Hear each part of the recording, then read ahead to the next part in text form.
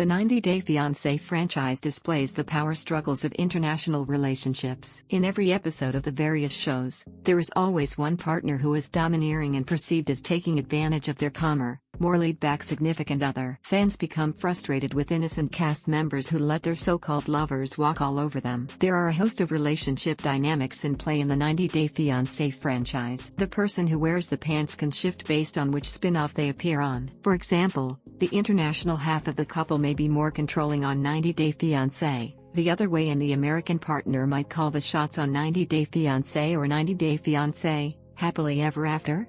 The overall tone of the relationship depends on where the couple lives, the interference of family members, a cast member's personality, and other important factors. The popular TLC franchise has developed a die-hard fan base. It can be aggravating for fans of the show to see cast members with strong personalities manipulate their partners. When the more easygoing 90DF partner sees red flags, they often choose to ignore them, hoping that their other half will change. Fans think that the following cast members were taken advantage of by their partners on the show. Alina from 90 Day Fiancé, The Other Way Season 3 was taken advantage of by her American partner, Steven Johnston. Steven was unfaithful to his Russian girlfriend from the beginning. He forced his pure Mormon beliefs on Alina by making her stay celibate and get baptized in a church after marriage. However, Steven wasn't practicing what he preached. In fact, he seemed to be using his religion to control Alina. He admitted to cheating on her with multiple women while they were together. Alina asked her friend Masha to anonymously message Steven as a test to see if Masha's flirtatious comments would tempt him. During The Other Way Season 3 tell-all, Steven confessed to being in contact with 9 different women before moving to Turkey to be with Alina. The other cast members wondered why Alina was naive enough to stay with him, but she told everyone that she hoped Steven would change. Steven's ex-girlfriend Vanessa joined the tell-all, encouraging Alina to divorce him immediately. Only time will tell to see if Alina will grow tired of Steven's excuses. When Natalie Mortifz arrived in the US on 90 Day Fiancé Season 8, she wasn't on good terms with her fiancé Mike Youngquist. Mike had held a grudge toward Natalie ever since she gave her engagement ring back in Season 7.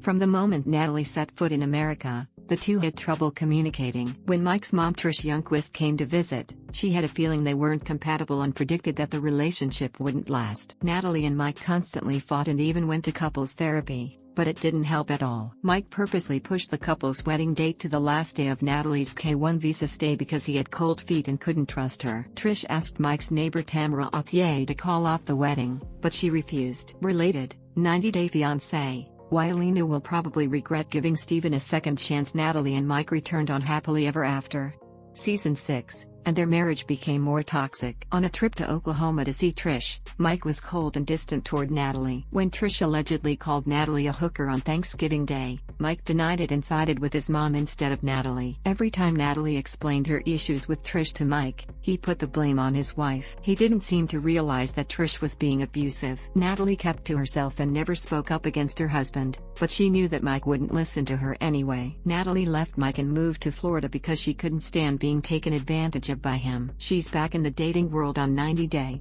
The Single Life Season 2. Brandon Gibbs was introduced as the wholesome only child of Ron and Betty Gibbs on 90 Day Fiancé Season 8.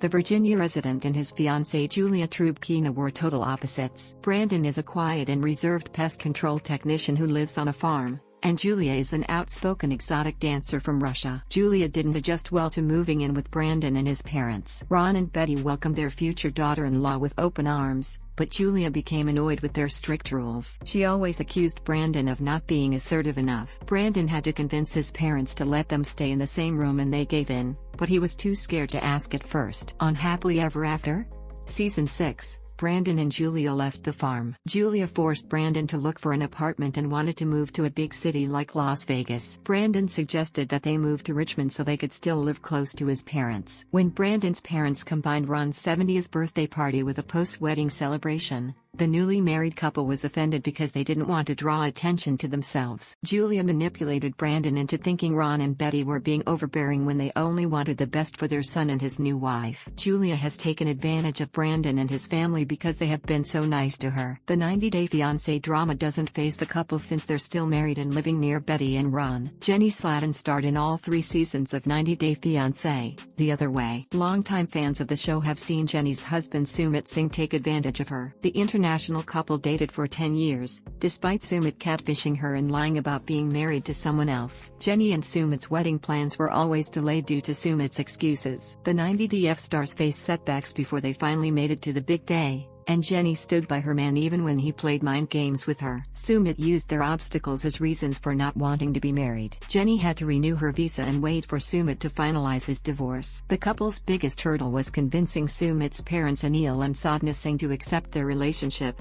which tested Jennie's patience with his family. Through it all, Jennie stuck with Sumit when she could have left him to go back to America. Related, 90 Day Fiancé, Julia jokes about farm life in video with Brandon in The Other Way Season 3. Jennie and Sumit saw a light at the end of the tunnel. After the couple allowed Sumit's parents to stay with him, Anil and Sadhna stopped meddling in their relationship with the astrologer's blessing. Jennie and Sumit got permission to marry and applied for a marriage certificate. When the couple left the lawyer's office, Sumit called to hold the application without Jennie knowing. Jennie and Sumit eventually married in secret, keeping Sumit's family in the dark. Sumit planned to announce the news at the tell-all, but he was too nervous. The two are still married today, but Jennie is living with the guilt of not being appreciated by her in-laws. The stars of 90 Day Fiancé experience difficult situations in their relationships. When one partner is being taken advantage of by someone they care about, it causes them to rethink their choices. Sometimes, a partner chooses to stay out of fear of losing the person they love. Other times, they become fed up with being manipulated and decide to end the relationship. Whatever direction a 90DF couple goes in,